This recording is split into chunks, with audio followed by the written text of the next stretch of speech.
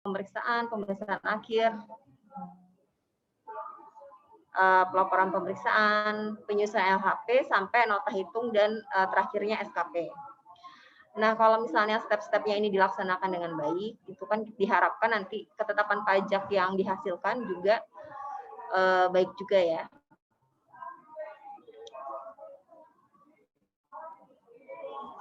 Nah, kalau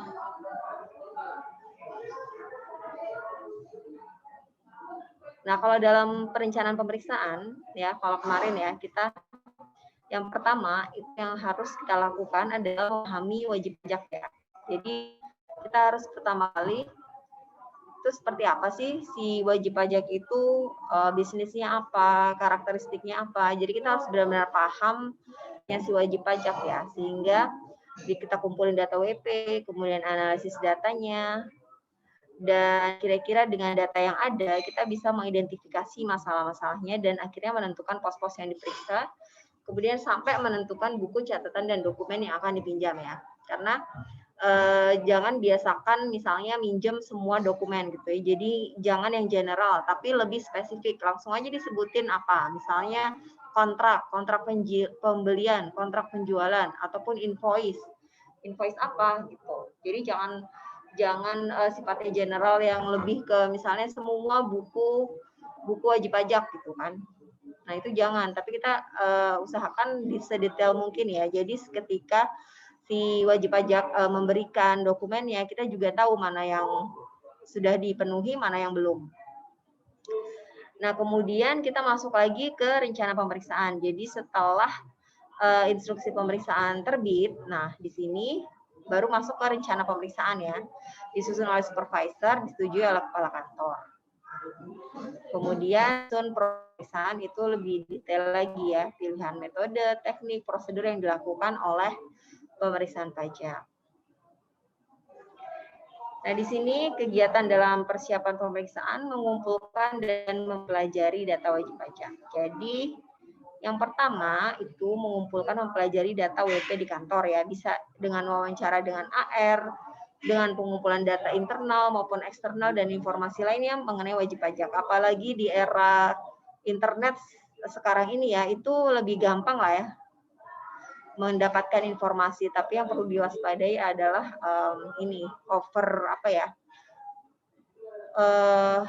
kebanjiran informasi juga malah jadi bingung ya, mana sih informasi yang harus kita gunakan gitu ya.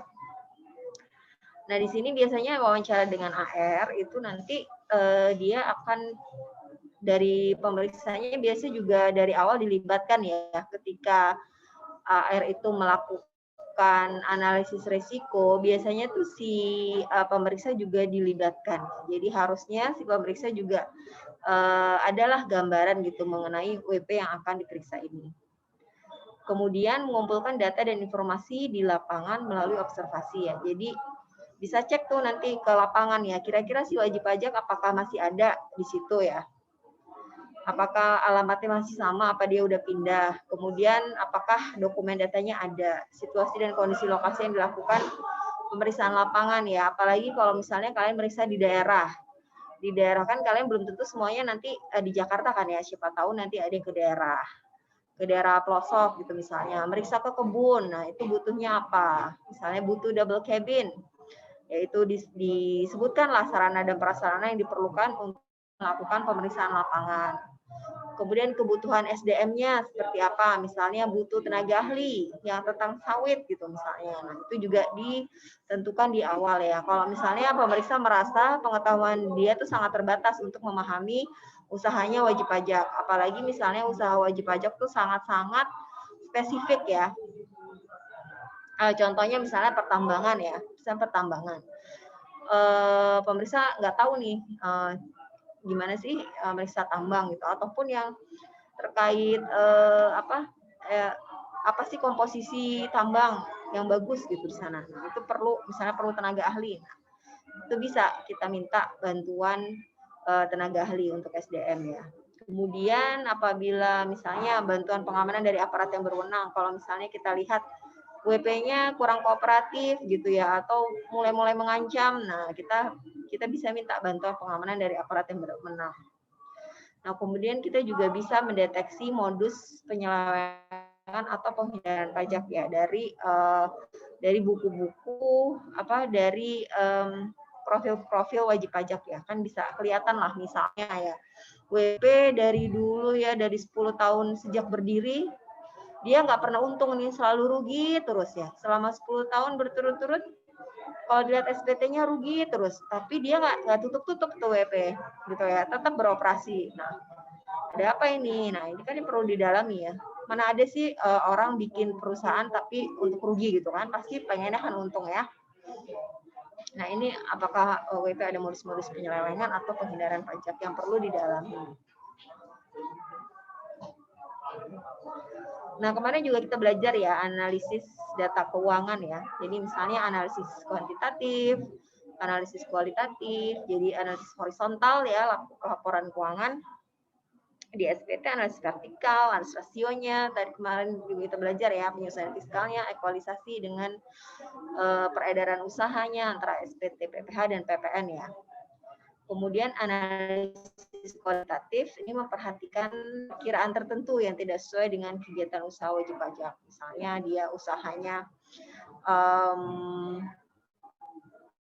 perkebunan ya, tapi ternyata dia punya persewaan gitu, yang benar-benar jauh lah dari usaha kebun ya. Ini apakah benar-benar akunnya si WP atau memang diada-adain ya, itu perlu diteliti lagi lebih lanjut. Nah, kemudian mempelajari LHP terdahulu, mempelajari mencatat masalah yang ditemukan dalam audit report, mempelajari riwayat keberatan banding atau PK, dan mencatat hal-hal penting lainnya ya.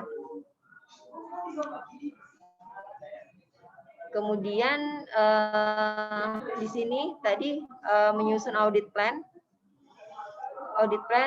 identitas wajib pajak, gambaran umum WP, uraian audit plan, dan identitas tipe pemeriksa. Di sini audit plannya harus ada kriteria pemeriksaannya, jenis pemeriksaan, ruang lingkup pemeriksaan, identifikasi masalah yang penting, jadi pos-pos mana aja yang mau diperiksa, kemudian perkiraan tanggal selesai pemeriksaannya kapan.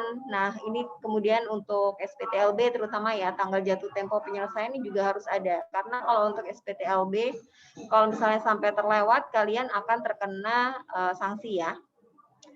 Kemudian tenaga ahli yang dibutuhkan dalam pemeriksaan, sarana pendukung yang diperlukan, dan pos-pos SPT yang akan diperiksa.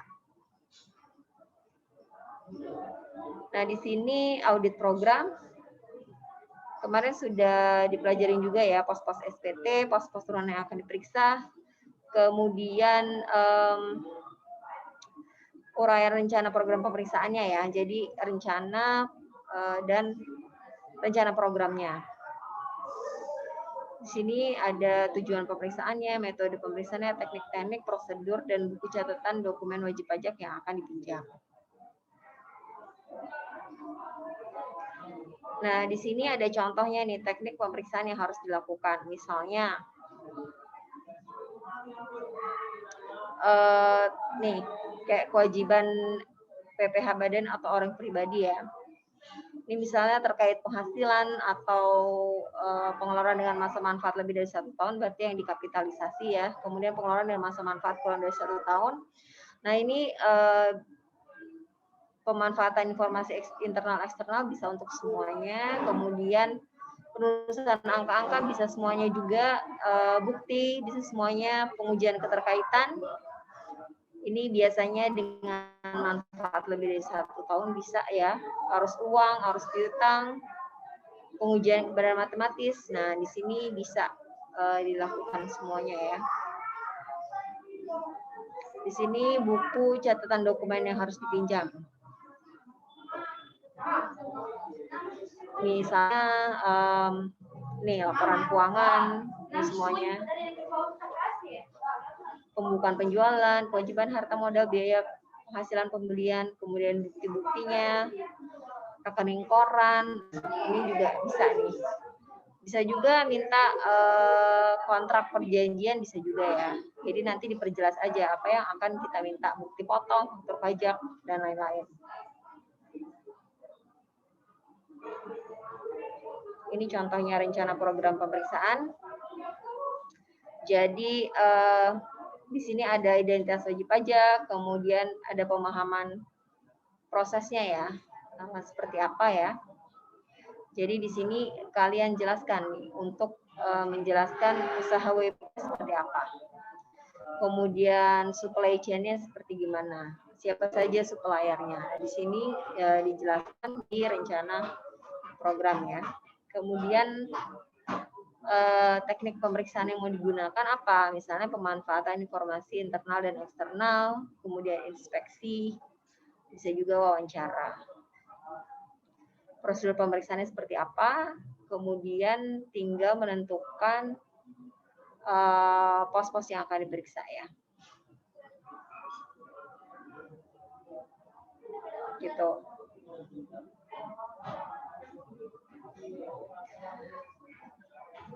Nah, fungsi program pemeriksaan sendiri di sini sarana bagi supervisor untuk melakukan pengendalian dan pengawasan atas pelaksanaan pemeriksaan serta memberikan bimbingan ya. Jadi untuk supervisor kan lebih pengalaman, jadi dia menuangkan pengalamannya itu dalam bentuk program pemeriksaan sehingga bisa diikuti oleh ketua tim dan anggota timnya. Jadi petunjuk kerja bagi tim pemeriksaan pajak. Kemudian bisa juga dievaluasi nih, program pemeriksaan itu belum tentu misalnya dilaksanakan semuanya, tapi bisa jadi ditambah atau dikurangi sesuai dengan sikon yang ada di lapangan.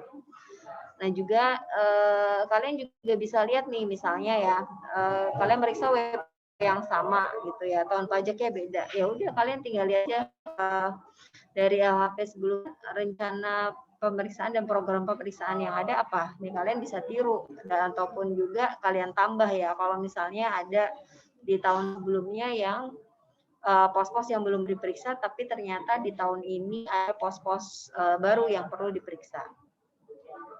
Nah, di sini kemudian penyiapan sarana dan prasarana. Nah, di sini yang pertama melakukan inventarisasi berkas WP yang akan dilakukan pemeriksaan secara lengkap. Kemudian kelengkapan berkas WP harus menyesuaikan dengan risiko yang telah diidentifikasi pada audit plan dan memperhatikan teknik pemeriksaan ya. Tentu saja kalau WP-nya semakin berisiko berarti kita perlu semakin banyak nih yang perlu kita pinjam. Kemudian mempersiapkan sarana pemeriksaannya, kartu yang paling penting ini kartu tanda pengenal ya. Kalian harus siapkan ini kartu tanda pengenal. Kemudian formulir-formulir yang diperlukan. Tadi kalau misalnya kita mau bikin berita acara BAPK ya, formulir-formulir yang diperlukan seperti apa, fakta integritasnya. Fakta integritas ini wajib ya. Karena di situ nanti biasanya ada feedback dari WP ya. Jadi nanti ketika WP selesai diperiksa, dia akan memberikan feedback gitu ya, dan dikirimkannya feedbacknya itu ke atasannya si KPP, misalnya ke Kanwil ya, ataupun ke kantor pusat. Jadi nanti dapat feedback nih, oh ternyata WP-nya selama diperiksa dia dimintain duit misalnya. Nah, itu bisa jadi diadukan oleh WP. Nah, kemudian tanda segel nih kalau misalnya WP menolak untuk diperiksa. Kemudian menyiapkan sarana dan prasarana pendukung pemeriksaan. Jadi permintaan tenaga ahli. Bisa jadi ahli bahasa. Kalau misalnya WP-nya tuh nggak bisa bahasa Indonesia atau bahasa Inggris gitu ya. Misalnya WP-nya WP asing, Korea gitu ya. Dia sama sekali nggak bisa bahasa Inggris gitu. Nah, itu kita bisa minta bantuan interpreter misalnya. Ataupun kita butuh bantuan penilai ya untuk nilai aset. Ahli IT, misalnya kita melakukan TABK, ahli transfer pricing, kalian ada indikasi adanya transfer pricing, kalian perlu ahlinya juga bisa. Kemudian aplikasi pendukung pemeriksaan dan data pembanding transaksi. Ini misalnya buat transfer pricing, jadi ada minta keterangan data pembandingnya ya.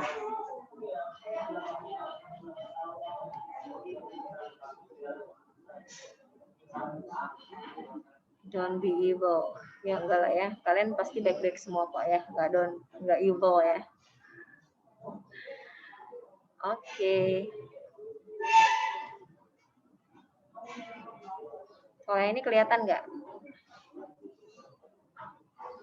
Kelihatan, Bu.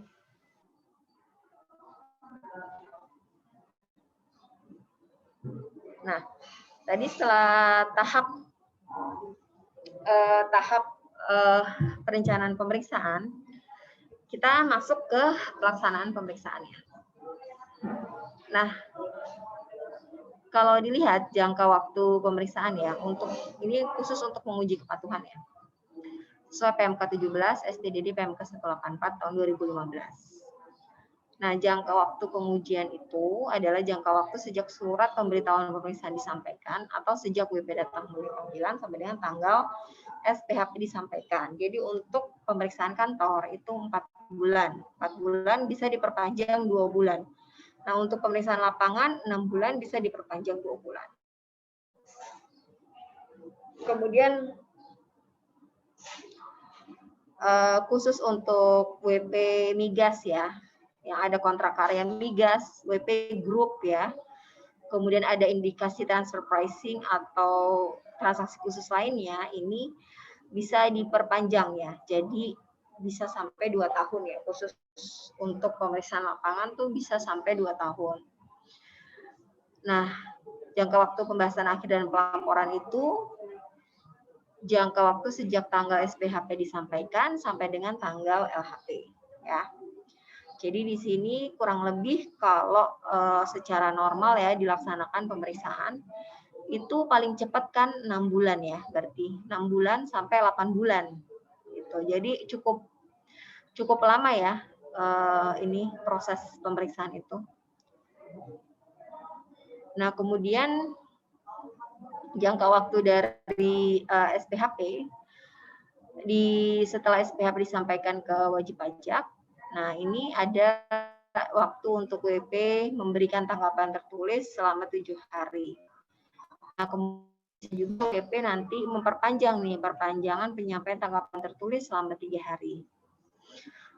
Nah, kemudian 3 hari kemudian, jadi totalnya 13 hari ini ada undangan pembahasan akhir ya. Jadi pembahasan akhir, kemudian ada risalah pembahasan, dari risalah pembahasan ada waktu nih untuk WP selama 3 hari untuk mengajukan permohonan pembahasan dengan tim quality assurance ya. Tim quality assurance itu siapa? Itu tim quality assurance itu tim dari Kanwil ya. Kalau misalnya di KPP berarti ini tim dari Kanwil. Jadi yang memang membantu ya, memastikan bahwa semua tahapan pemeriksaan itu telah dilaksanakan oleh pemeriksa ya. Nah, setelah pembahasan dengan tim QA dilaksanakan, ini ada panggilan penandatanganan berita acara, kemudian berdasarkan berita acara itu kita menerbitkan LHP. Nah, ini total waktunya nih dari jangka waktu pembahasan akhir ya, tadi SPHP sampai dengan pelaporan ini adalah 2 bulan ya. Jadi kurang lebih total waktu pemeriksaan adalah 8 bulan normal.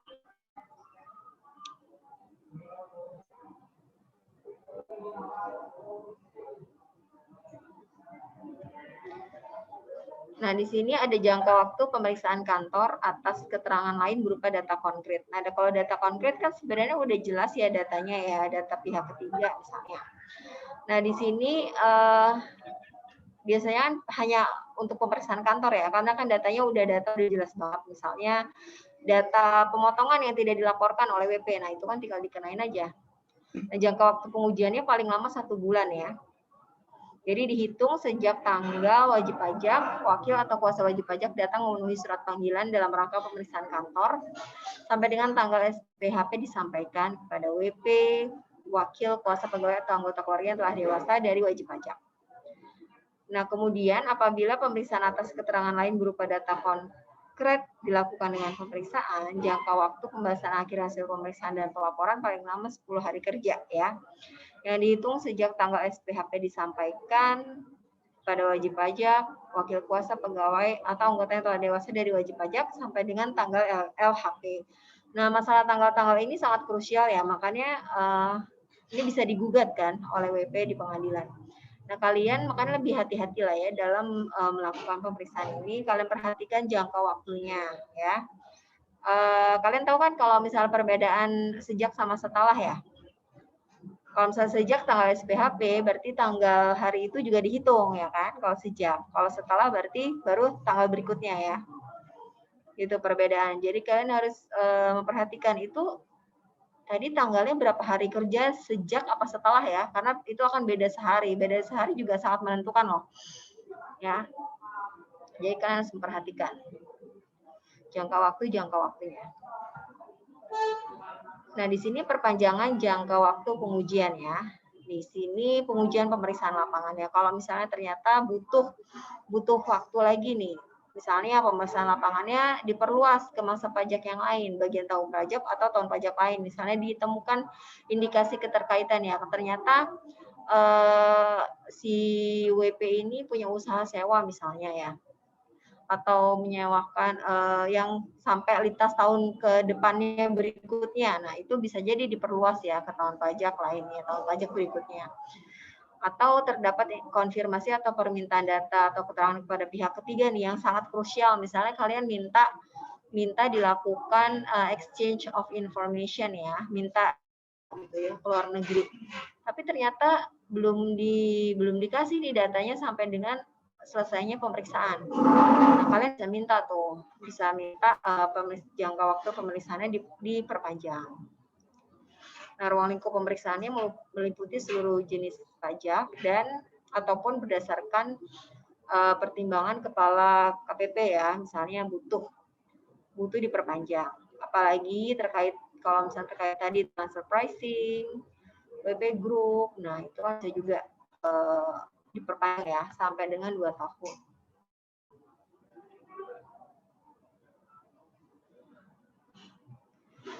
Nah, untuk pemeriksaan kantor juga sama ya. Misalnya, tadi alasannya sama tuh.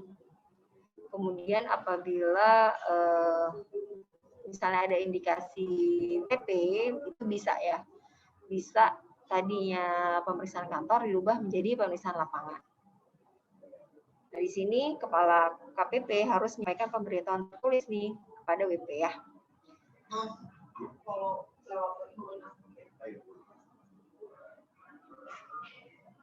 Nah, jangka waktu pengujian untuk pemeriksaan kantor atas keterangan lain berupa data konkret, nah ini tidak dapat diperpanjang ya. Tidak dapat diperpanjang, tapi dia bisa diganti jadi pemeriksaan lapangan.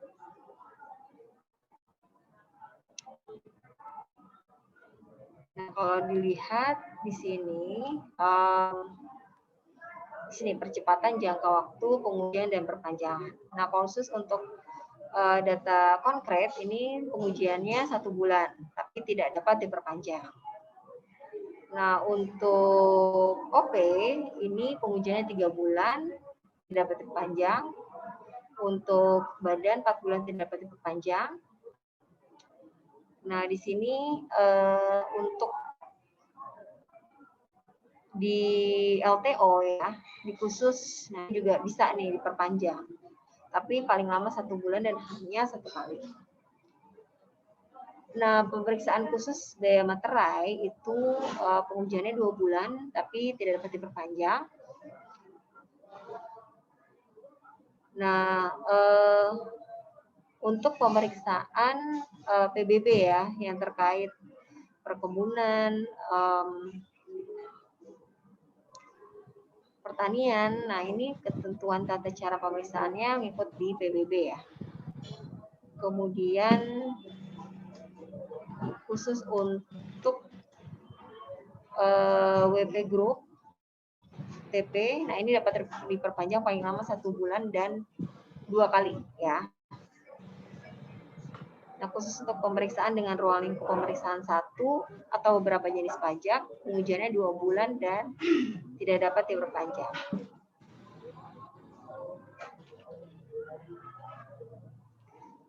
Pak, mau duduk di sini. Aku mau bentar kok. Mau duduk di sini.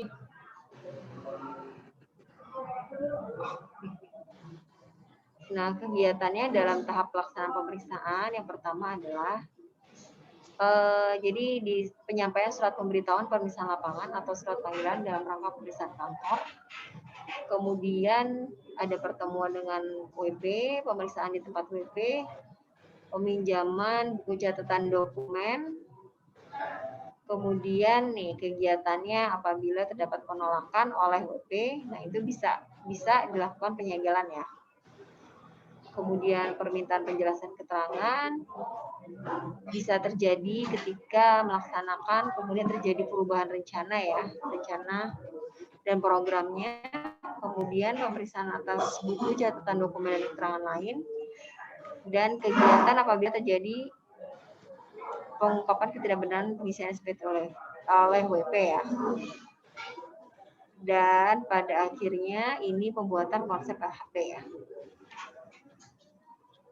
Setelah konsep LHP, jadi pemberitahuan hasil pemeriksaan dan tanggapan WP atas pemberitahuan hasil pemeriksaan, dan terakhir adalah pembahasan akhir hasil pemeriksaan.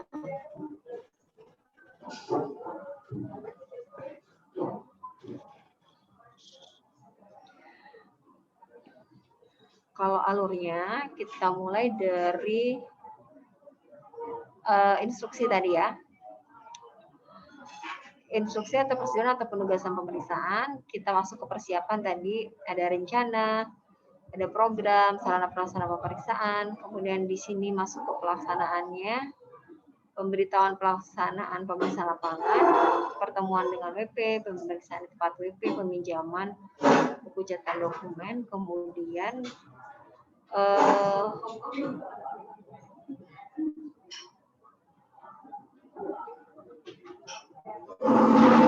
di sini bisa jadi kita nanti permintaan penjelasan atau keterangan ya di sini. Kemudian pada akhirnya ada pemberitahuan hasil pemeriksaan SPP, tanggapan WP, dan pembahasan akhir hasil pemeriksaan. Nah di sini bisa jadi dia minta pembahasan dengan tim QA ya, tapi kalaupun tidak bisa langsung masuk berita acara pembahasan akhir. Dan di pelaporan dan masuk di LHP. Nah, setelah LHP prosesnya adalah bikin note hit ya, nota penghitungan nanti dikirimkan ke pelayanan dan nanti akan terbit SKP ataupun STP. Dan di sini nanti masuk pengembalian buku catatan dan dokumen.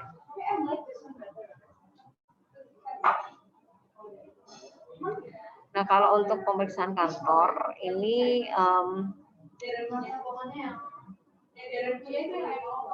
bedanya nanti kita WP-nya dipanggil ya, WP-nya dipanggil untuk pemeriksaan kantor. Kemudian yang lainnya sih sama ya, cuma nanti kita tidak ke lapangan aja, cuma bedanya dilaksanakannya di kantor ya.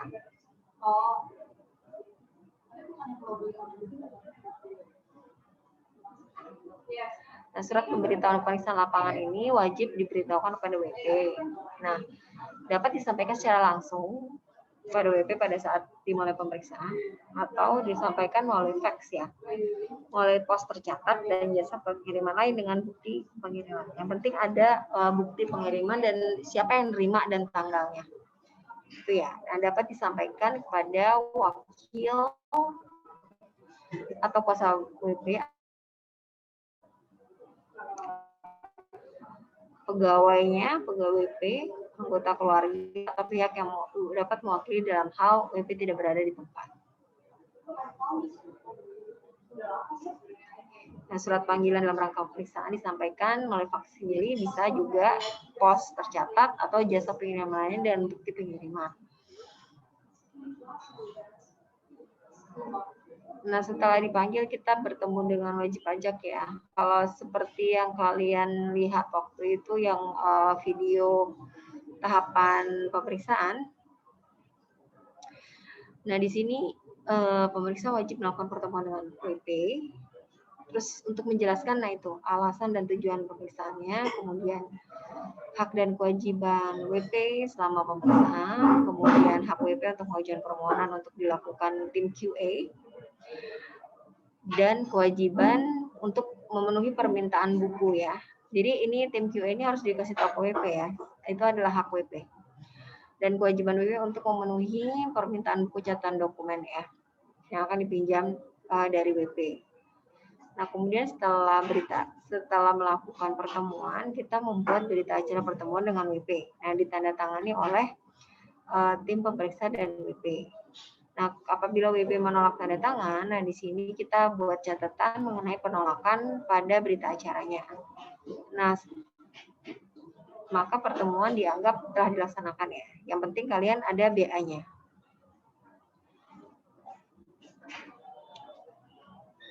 Nah, tadi ini yang saya sampaikan ya, penyampaian kuesioner pemeriksaan. Nah, tim pemeriksa itu setelah, nah itu tim pemeriksa menyampaikan formulir kuesioner pemeriksaan. Itu disampaikan pada saat pertemuan dengan WP. Nah, ini nanti setelah pemeriksaan berakhir, ini kuesionernya bisa dikirimkan ke Direktur P2 jika pemeriksaannya dilaksanakan oleh Direktorat P2. Nah, itu ataupun dikirimkan ke Kanwil apabila pemeriksaan dilakukan oleh KPP. Nah, ini kan atasannya ya. Jadi nanti kalau misalnya terjadi hal-hal yang melanggar kode etik itu bisa ditindaklanjuti sebagaimana mestinya.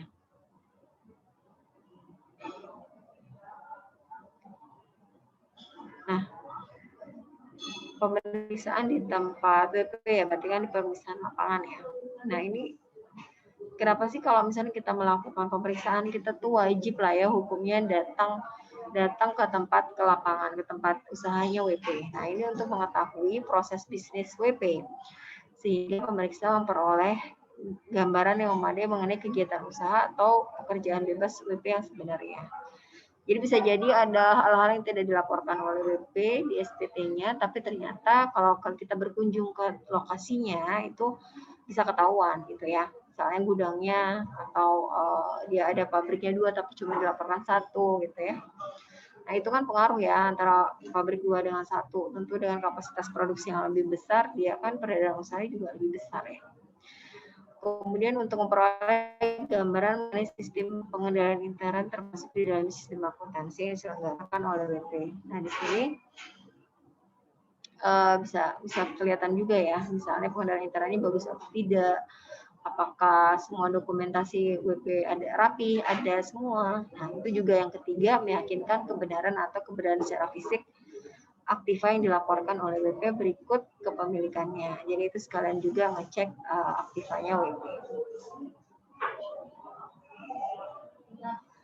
Nah, di sini cara memahami proses bisnis dan sistem pengendalian internnya.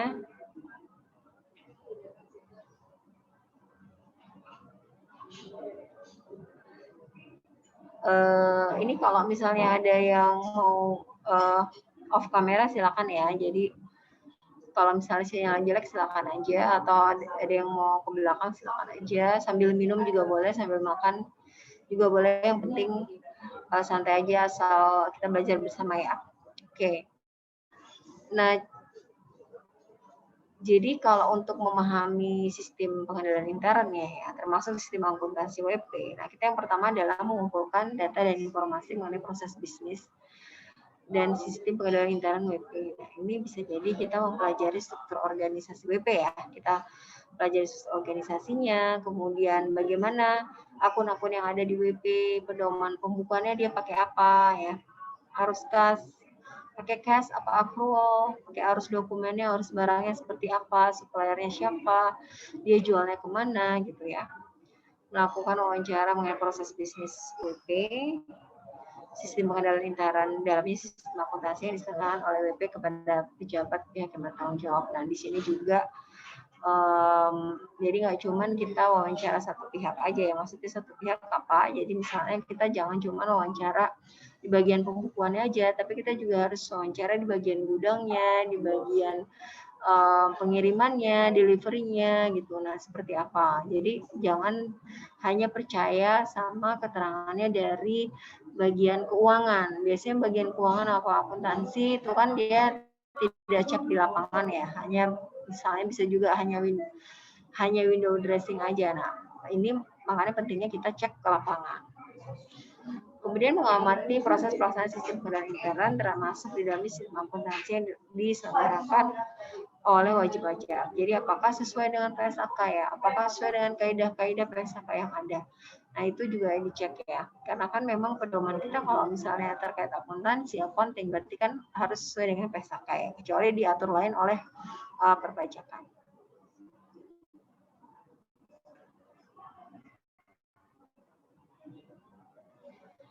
Nah, kemudian yang kedua, penelaahan atas data dan informasi yang terkumpul dan membuat catatan yang bisa berupa uraian singkat, flowchart, ataupun internal control questionnaire. Nah, bisa juga kita mengirimkan semacam kuesioner ya kepada WP untuk dijawab. Jadi sejauh mana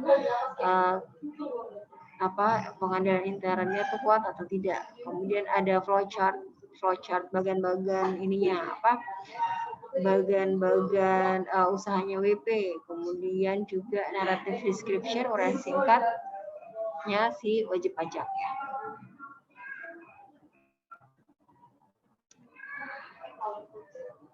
Nah, yang ketiga melakukan pengujian mengenai kepatuhan ketaatan WP mengikuti sistem. Misalnya pengujian transaksi ya. Jadi kita tracer tuh arus dokumen dan pencatatan dalam setiap siklus transaksi. Misalnya transaksi penjualan kalian ikutin kayak tracer lah dari awal. Kalau misalnya penjualan terjadi itu seperti apa? Apakah nanti dicatat di buku penjualan? Terus nanti apakah langsung terbit invoice?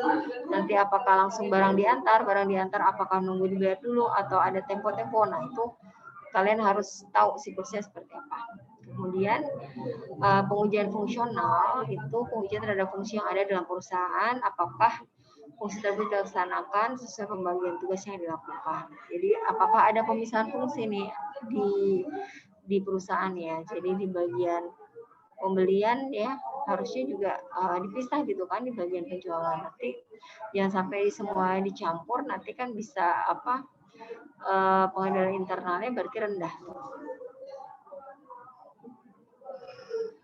Di sini ada teknik-teknik untuk memahami proses bisnis WP ya.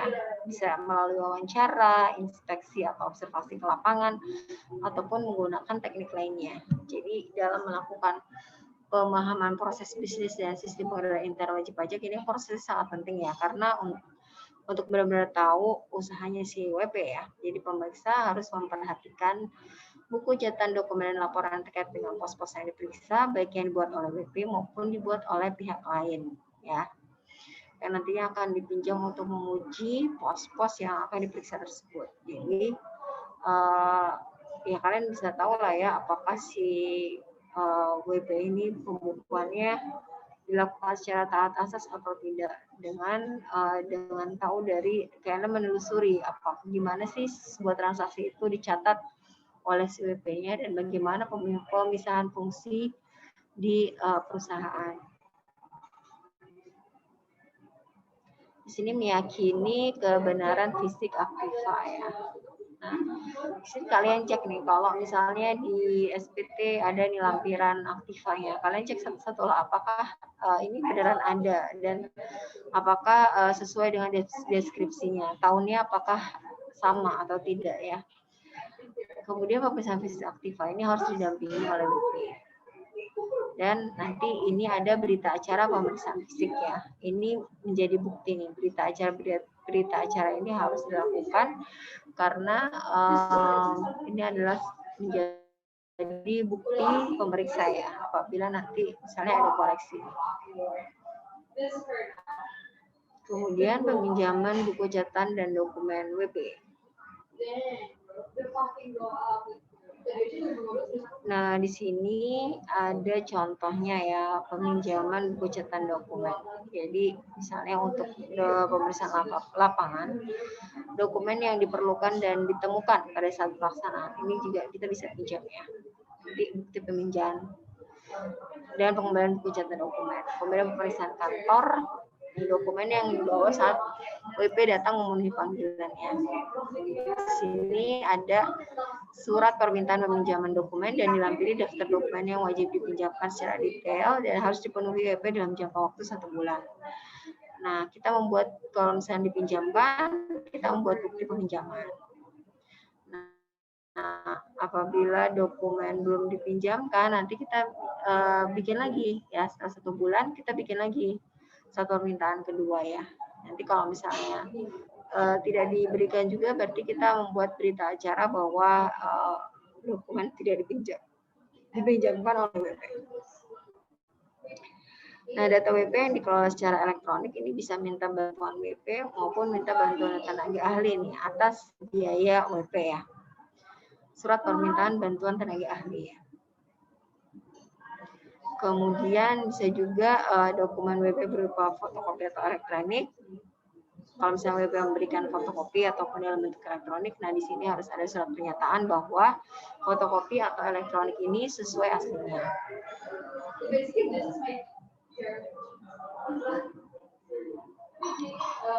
Nah, ini jangka waktu peminjaman ya, pemenuhan peminjaman. Di sini WP wajib menyerahkan buku catatan dokumen maksimal 1 bulan sejak surat permintaan peminjaman disampaikan. Di sini surat permintaan peminjaman catatan dokumen disampaikan kepada WP 2 minggu kemudian ada surat peringatan 1, seminggu lagi ada surat peringatan 2, dilampiri dengan daftar buku catatan dokumen yang belum dipinjamkan. Apabila ternyata 1 bulan tidak dipenuhi atau tidak diserahkan seluruhnya, bahkan ada berita acara tidak dipenuhinya permintaan catatan buku catatan dokumen dan dilampiri dengan dokumen yang belum dipinjamkan. Apabila diserahkan semuanya, maka ada berita acara pemenuhan seluruh peminjaman buku catatan dokumen. Nah, pemeriksa harus menentukan nih dapat tidaknya melakukan pengujian dalam rangka menghitung hasil kena pajak berdasarkan bukti yang kompeten dan cukup dan standar pemeriksaan. Jadi dengan adanya bukti-bukti yang dipinjamkan oleh WP, apakah itu sudah cukup dasarnya sebagai wajib pajak untuk menentukan ya. Nanti kalau misalnya tidak kan kita bisa pakai metode, kalau misalnya semuanya dipinjamkan, kita bisa pakai metode langsung. Kalau misalnya ternyata buku-buku yang dipinjamkan tidak bisa ya, tidak bisa memungkinkan maka dia harus menggunakan metode tidak langsung ya, tapi dengan dilampiri berita acara permintaan peminjaman. Ini ada sebagai dasar nanti kita di pengadilan ya, kalau misalnya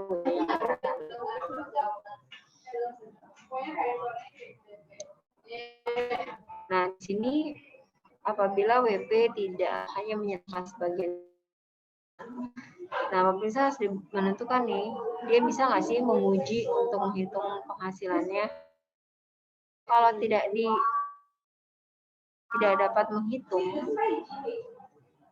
kalau misalnya dapat menghitung secara normal, ya berarti di sini pemeriksa pajak dapat meminjam tambahan buku catatan dokumen keterangan lain selain yang sudah dipinjam. Nah, kalau misalnya menghitung secara normal atau menguji, di sini bisa jadi penghasilan kena pajaknya ini dihitung secara jabatan ya. Secara jabatan berarti berdasarkan data yang ada aja. Jadi ini apabila WP tidak dapat memberikan keterangan lah ya, tidak dapat meminjamkan buku catatan atau dokumen.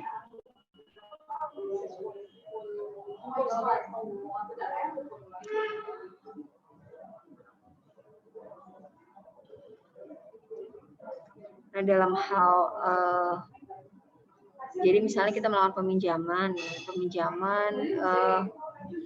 laporan keuangan yang sudah diaudit oleh wajib pajak, diaudit oleh akuntan publik, tapi ternyata itu tidak ada gitu. Nah, di sini WP harus buat surat pernyataan bahwa memang si perusahaan itu tidak diaudit, jadi tidak bisa menyediakan laporan keuangan yang telah diaudit. Ya, ataupun ternyata memang belum selesai. Nah, berarti harus jelaskan, dibikin surat pernyataan bahwa itu tidak bisa dipenuhi peminjamannya karena proses auditnya belum selesai. Nah, dalam hal buku catatan dokumen termasuk data yang dikelola secara elektronik perlu dilindungi kerahasiaannya, misalnya karena privat rahasia dan perlu dilindungi dari kompetitor. Nah, wajib pajak dapat mengajukan permintaan agar pelaksanaan pemeriksaan dapat dilakukan di tempat wajib pajak dengan menyediakan nggak dibawa pulang ke kantor, tapi dilakukan on the spot di tempatnya WP.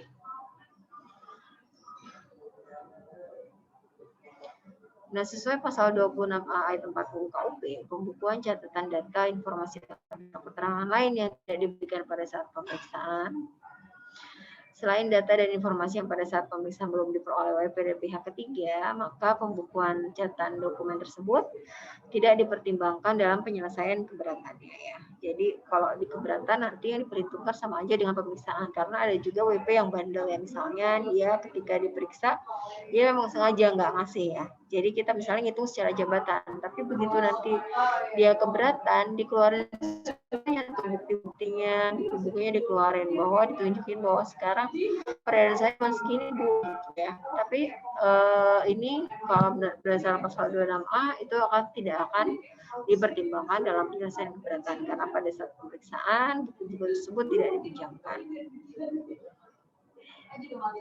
Nah, penetapan secara jabatan. Ini kita masuk logiknya dari pasal 12 ayat 3 Undang-Undang KUP.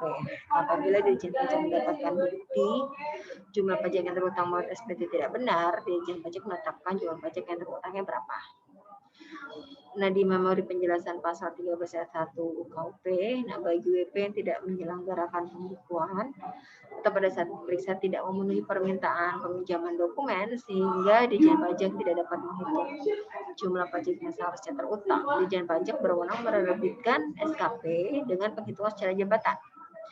Nah, penghitungan pajak didasarkan pada data yang tidak hanya diperoleh dari WP saja, tapi bisa jadi dari pihak ketiga ya. Data yang ada semuanya dari pihak ketiga, dari mana-mana itu yang diperoleh dari wajib pajaknya. Yang tidak diperoleh dari wajib pajak, sorry.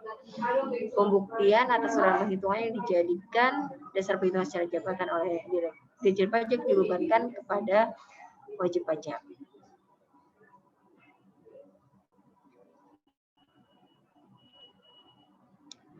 Nah, di sini untuk WPOP juga pasal 293B Undang-Undang KUP, WPOP melakukan kegiatan usaha atau pekerjaan bebas tidak memenuhi kewajiban sehingga tidak dapat dihitung besarnya penghasilan pajak, dapat dihitung secara jabatan. Nah, di sini juga di pasal 11 PP 74 ayat 4, WP badan yang diperiksa tidak memenuhi permintaan peminjaman buku catatan dokumen dalam 1 bulan sehingga tidak dapat dihitung besarnya penghasilan kena pajak, penghasilan kena pajaknya dapat dihitung secara jabatan. Jadi dasar-dasar hukumnya ya bahwa sebenarnya pemeriksa pajak bisa menghitung. Kalau enggak nanti WP-nya keenakan dong ya. Misalnya kalau dia tinggal modus aja gitu, dia nggak ngasih semua bukunya. Jadi nanti pemeriksa kesulitan gitu ya. Tapi kalau di sini kan sebenarnya kalau misalnya bukunya nggak dipinjamkan, dia masih bisa ditetapkan secara jabatan. Dan secara jabatan itu pastinya akan lebih besar ya. Karena kan kalau misalnya WW meminjamkan buku-bukunya, pasti itu kan ada peredaran, ada juga pengurang biayanya gitu kan. Ada biaya-biayanya bisa dikurangkan sehingga mengurangi penghasilan. Tapi kalau misalnya untuk penghasilan secara jabatan, biasanya hanya peredaran usahanya aja, tapi biaya-biayanya enggak. Nah, di sini pengembalian buku dokumen catatan yang dipinjam ini adalah kalau sudah selesai kita pakai ya, maksimal 7 hari kerja sejak tanggal LHP. Nah, di sini sejak ya. Kalau sejak berarti kalau misalnya sekarang tanggal 28, kalau 7 hari kerja berarti hari apa? Karena hari Jumat. Berarti kan hari Senin, Selasa libur nggak dihitung ya. Sejak tanggal LHP. Tanggal LHP-nya misalnya hari ini, sekarang hari Jumat ya. Kalau sejak berarti Jumatnya ikut dihitung ya. Jadi Jumat, kemudian Sabtu Minggu libur nggak dihitung. Senin 2 hari kedua, hari Selasa libur nggak dihitung. Rabu, Kamis, Jumat, Sabtu Minggu nggak dihitung, Senin Selasa. Berarti Senin hari Selasa ya maksimal 7 hari kerja. Sejak ya. Kalau misalnya setelah berarti dihitungnya di hari setelahnya ya. Misalnya hari ini tanggal LHP berarti nanti di maksimalnya adalah setelah. Berarti mulai hari pertamanya adalah hari Senin. Ya, bukan hari Jumat. Kalau sejak hari Jumatnya ikut dihitung juga. Nah, kegiatan apabila terdapat penolakan pemeriksaan oleh WP ya. Nih. WP apabila WP menolak untuk dilakukan pemeriksaan ya di pemeriksaan lapangan. Di sini menolak untuk dilakukan pemeriksaan, termasuk menolak menerima surat pemberitahuan pemeriksaan lapangan. Kemudian ketika di pemeriksaan kantor, WP memenuhi panggilan namun menolak dilakukan pemeriksaan. Di sini WP harus menandatangani surat pernyataan penolakan pemeriksaan. Ya, kalau WP tidak mau, pemeriksa membuat berita acara penolakan pemeriksaan. Nah, di sini dapat dijadikan dasar untuk penetapan secara jabatan nih, ataupun diusulkan pemeriksaan bukti permulaan apabila terdapat indikasi pidana ya.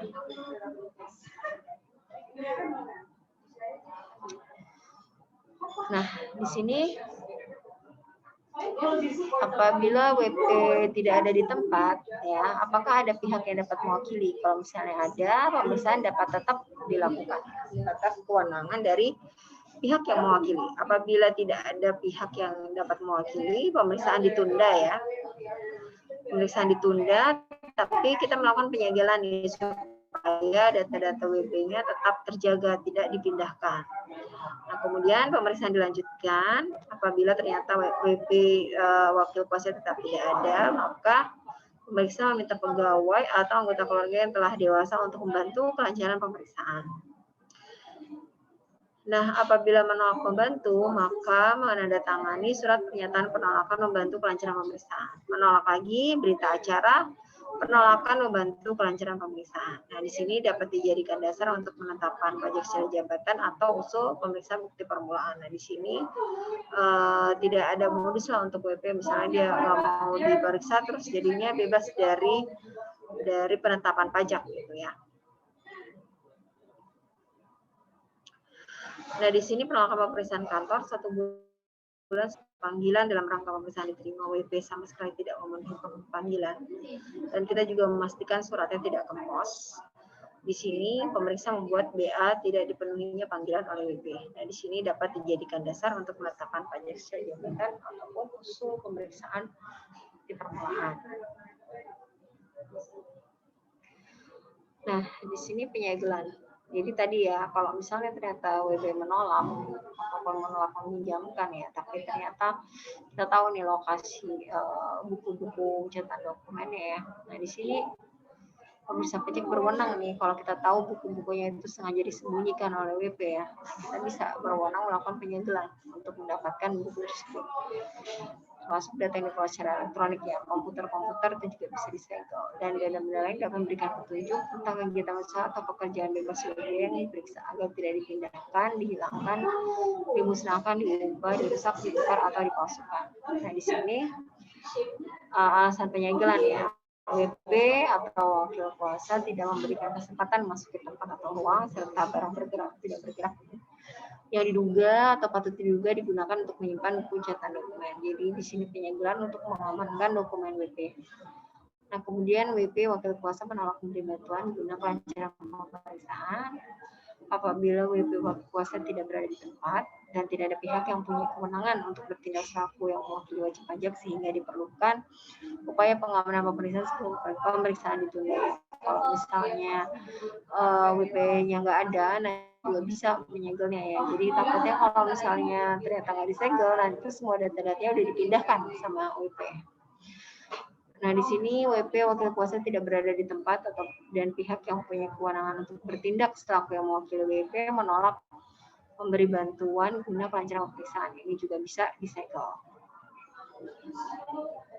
Nah, pemeriksaan dilakukan dengan menggunakan tanda segel yang merah itu ya. Dilakukan oleh pemeriksa dengan disaksikan oleh sekurang-kurangnya 2 orang dewasa selain anggota tim pemeriksa yang di luar tim pemeriksa. Nah, berita acara penyegelan ditandatangani oleh pemeriksa pajak dan saksi. Dalam hal saksi menolak menandatangani berita acara penyegelan, pemeriksa pajak membuat catatan tentang penolakan tersebut dalam berita acara penyegelan.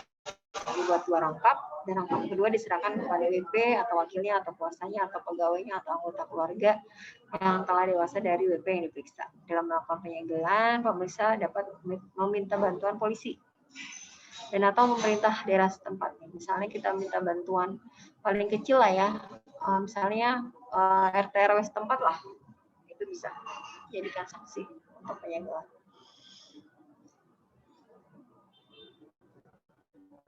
Nah, untuk pembukaan segel ya. Nah, di sini WP telah memberi izin ya. Kalau misalnya udah dikasih izin, nah ini berarti segelnya bisa dibuka. Untuk membuka atau memasuki tempat atau ruangan untuk membantu kelancaran pemeriksaan. Nah, berdasarkan pertimbangan pemeriksa, itu ternyata data-data yang di situ ternyata nggak penting. Nah, penyegelan tidak diperlukan lagi. Kemudian terdapat permintaan dari penyidik yang sedang melakukan penyidikan tindak pidana. Ini bisa juga dilakukan pembukaan penyegelan. Nah, pembukaan segel ini harus dilakukan oleh pemeriksa pajak dengan disaksikan oleh 2 saksi. Nah, berita acara pembukaan segel ditandatangani oleh pemeriksa pajak dan saksi ya. Dalam hal saksi menolak, tadi tetap ya kita bikin catatan tentang penolakan tersebut dalam berita acara pembukaan segel. Nah, dibuat 2 rangkap dan rangkap kedua diserahkan kepada WP. Nah, dalam hal tanda segel yang digunakan untuk melakukan penyegelan rusak atau hilang, nah ini ada berita acara mengenai kerusakan atau kehilangan. Ini bisa dilaporkan kepada polisi dan bisa ditindaklanjutin ya. Nah, apabila dalam jangka waktu 7 hari setelah tanggal penyegelan atau jangka waktu lain yang mempertimbangkan tujuan penyegelan, maka WP tetap tidak memberi izin untuk membuka atau masuk ke tempat ruangan, tidak memberikan bantuan untuk kelancaran pemeriksaan. Nah, di sini WP dianggap menolak dilakukan pemeriksaan, yang menandatangani surat pernyataan penolakan. Nah, apabila menolak menandatangani, membuat berita acara penolakan pemeriksaan dan dapat dijadikan dasar untuk penetapan pajak secara jabatan ataupun usul pemeriksaan bukti permulaan. Oke, ya ini terakhir sampai pelaksanaan pemeriksaan di penyegelan ya. Oke,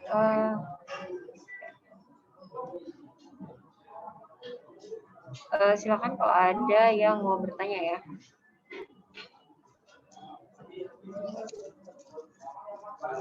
Izin bertanya, Bu.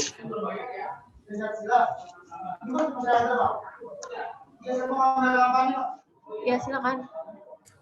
Kalau misalnya data-data yang dipinjam dari wajib pajak itu boleh diduplikasi, Bu?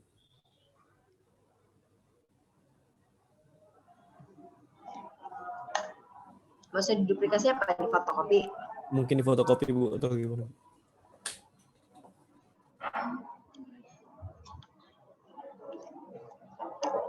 Ya, di fotokopi dalam rangka apa? Kan udah dipinjamin. Mungkin, Bu, biar bisa bagi-bagi kerjaan gitu, Bu. Biar bisa bagi-bagi kerjaan jadi laporan. Enggak ya, maksudnya tetap kita pakai, takutnya nanti kalau misalnya di fotokopi segala macam nanti tercecer ya. Cecer, terus nanti malah datanya kerahasiaan jabatannya malah nggak tercapai gitu ya di mana-mana. Jadi kita tetap menjaga bahwa ya kita periksa pakai data WP yang sebenarnya aja gitu. Nah, kalau misalnya pengen bagi-bagi kerjaan ya biasanya bukannya dibawa pulang ya, tapi misalnya kayak oh ya satu ketua timnya nanti ngerjain bagian pembelian, nanti anggota timnya bagian penjualan gitu. Jadi bukan hal yang harus dibagi dua sih. Gitu sih biasanya, karena takutnya kalau misalnya di fotokopi segala macam malah jadi tercecer.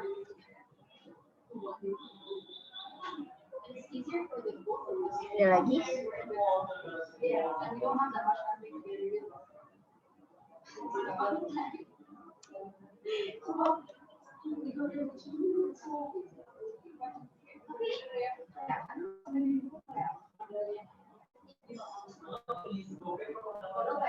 Ingin bertanya.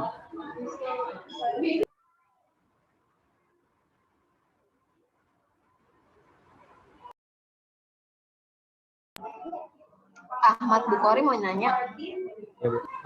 Dalam pemeriksaan itu ada batasan tersendirinya nggak, Bu? Peminjaman dokumen dari wajib pajak itu, apakah ada batasan tersendiri atau bebas saja, Bu? Sorry, gimana pertanyaannya diulang? Apakah ada batasan, Bu, dokumen yang dapat dipinjam dari WP, Bu?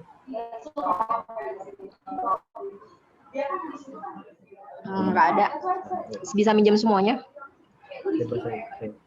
Kan sepanjang sesuai dengan professional judgment pemeriksa ya, bahwa diperlukan buku-buku itu memang diperlukan, dokumen itu diperlukan untuk menunjang dalam menghitung penghasilan kena pajak gitu ya.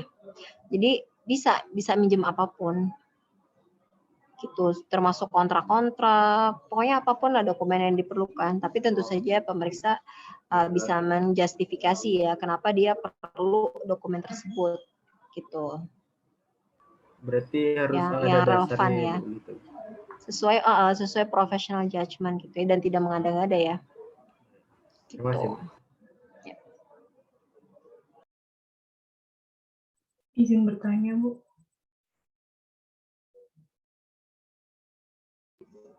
Astiarin mau nanya juga. Ya. Kalau penyegelan itu kan supaya barangnya tuh nggak dipindahkan, dihilangkan yang terkait buku dan catatan. Itu nggak boleh nyegel yang barang berharga gitu, Bu, biar WP-nya tuh cepat ngasih gitu. Yang boleh disegel cuma yang ada keterangan datanya aja.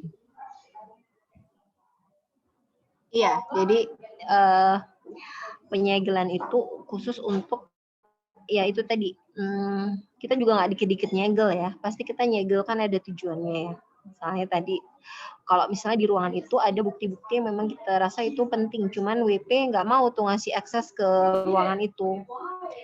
Bisa jadi kita nggak tahu juga sih di dalam isinya itu apa gitu. Cuman kok kayaknya WP menghalang-halangi banget gitu. Ini ada something wrong tuh di dalam ruangan itu dong. Kenapa sih nggak boleh gitu ya?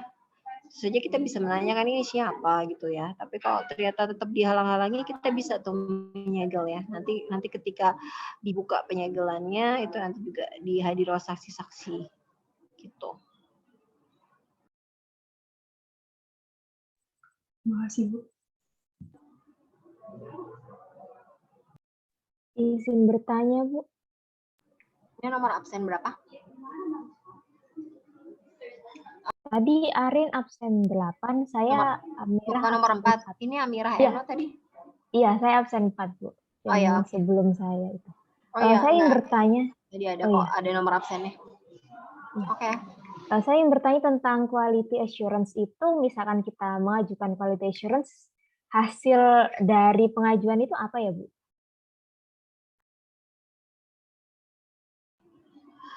Hasil dari pengajuan oleh WP, jadi di quality assurance itu nanti akan ada pembahasan oleh tim quality assurance ya. Jadi nanti tim quality assurance akan memberikan feedback nih kepada tim pemeriksa.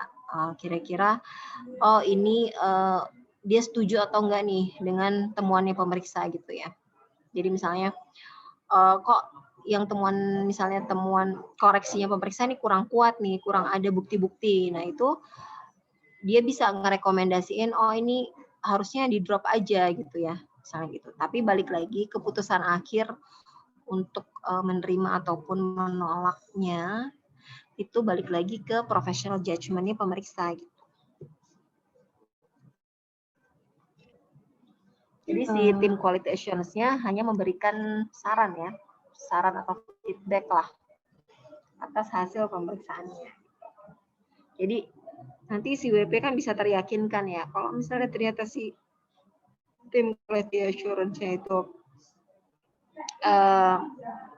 setuju gitu dengan pemeriksa ya, berarti kan temuannya pemeriksa memang sangat kuat gitu loh. Tapi ternyata kalau misalnya tim quality assurance-nya bilang, oh ini temuannya lemah gitu ya, si pemeriksa pajak bisa ada opsi mendrop gitu ya, mendrop koreksinya.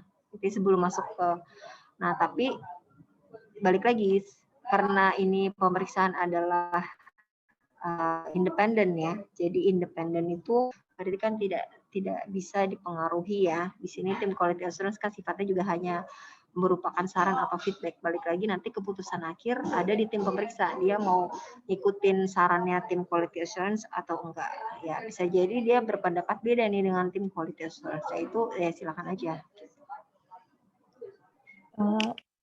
Lagi, saya ingin bertanya lagi, Bu.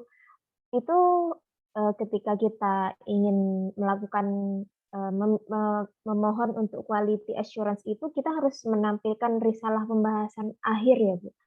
misalkan risalahnya itu nggak ditandatangani dengan alasan mungkin kepala kantornya sedang di luar kota itu bagaimana perlakuannya?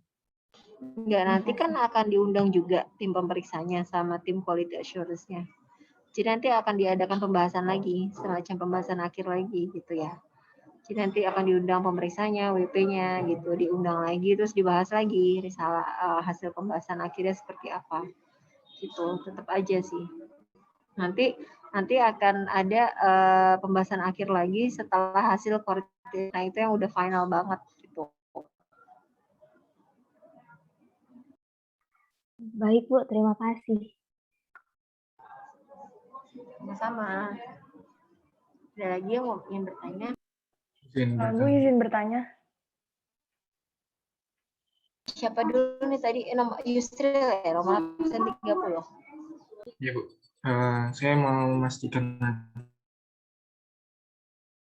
kan itu peminjaman dokumen jatuh temponya 1 bulan sejak surat peminjaman dokumen disampaikan Ibu. Terus ada surat peringatan 1 sama surat peringatan 2. Nah itu surat peringatan 1 itu berada di 1 bulan jatuh tempo itu atau di setelah bulan itu? Terima kasih Bu. 1 bulan tuh sampai dengan batas maksimal ya. Jadi surat peringatan itu setelah 2 minggu ya.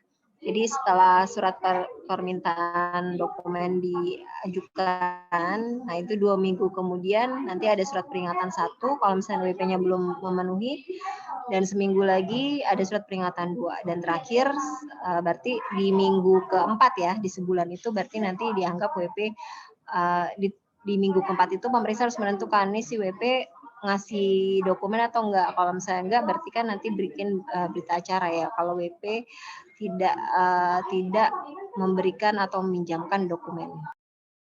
Jadi maksimalnya sebulan. Jadi surat peringatan itu berada di dalam time frame sebulan itu ya. Nah, paham. Terima kasih Bu. Ya tadi nomor absen 20 ya. Mau nanya apa? Bu, Artika?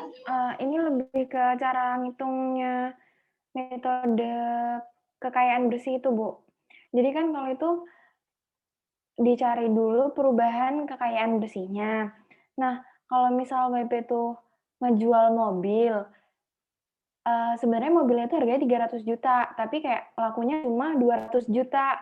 Jadi WP-nya kan ada rugi 100 juta. Itu nanti yang diperhitungkan di pengurangannya itu yang benar-benar 300 kayak aslinya atau diperhitungkan dengan kekurangan atau diperhitungkan dengan kerugian WP yang 100 juta itu, Bu.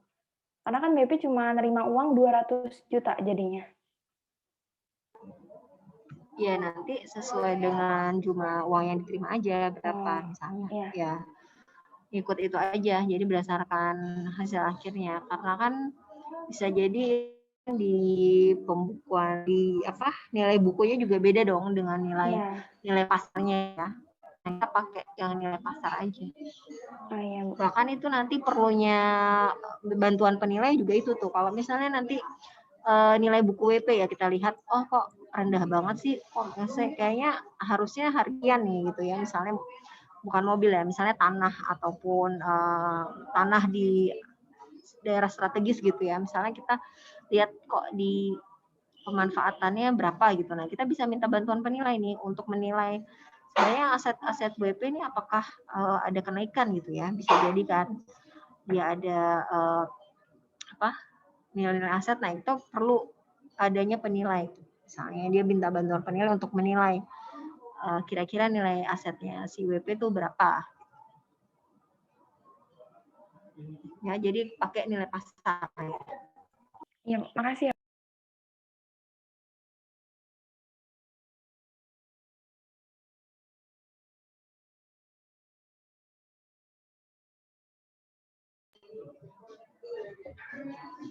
Ada lagi yang ingin bertanya?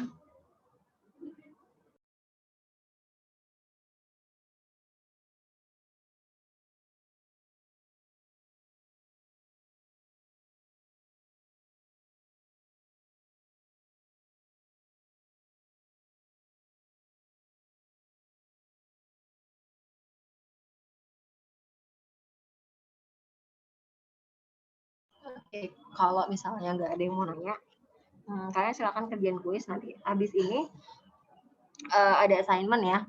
Saya belum sempat posting di LMS, tapi nanti kalian kerjain kuisnya dulu. Habis itu nanti kerjain assignment-nya. Ya. Besok kita ketemu jam 7 pagi ya, lebih awal ya, jam 7 pagi. Bisa nggak sih kalau misalnya mulai lebih awal gitu, Rauzato? Bisa aja Bu, nanti kita absennya tetap sesuai jadwal gitu. Tapi kan nanti buka Zoom-nya tetap harus 7.30 nggak? Enggak Bu, bisa dipercepat.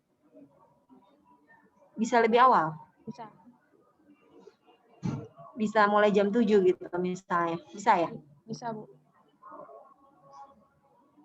Oke, ya udah nanti berarti kita nanti mulai jam besok mulai jam 7 pagi ya, biar bisa selesai jam 9:30. Oke. Kalian nanti ujiannya hari keberapa? Hari apa? Hari Senin Bu, hari pertama. Hari pertama, oke. Ya. Ya udah nanti besok, karena besok pertemuan terakhir, berarti nanti kalian sekalian menyiapkan aja. Kalian ada pertanyaan yang belum ngerti nggak dari pertemuan-pertemuan sebelumnya ya, di pertemuan terakhir. Oke, biar kalau nggak ada pertanyaan, kita ini dulu ya, dokumentasi dulu ya. Tolong diaktifkan ininya, videonya.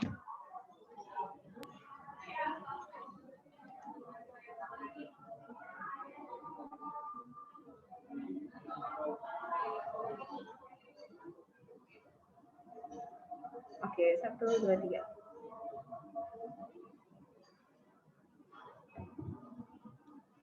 Oke, baiklah. Terima kasih ya atas kehadirannya sore ini. Sampai ketemu besok pagi. Tetap sehat.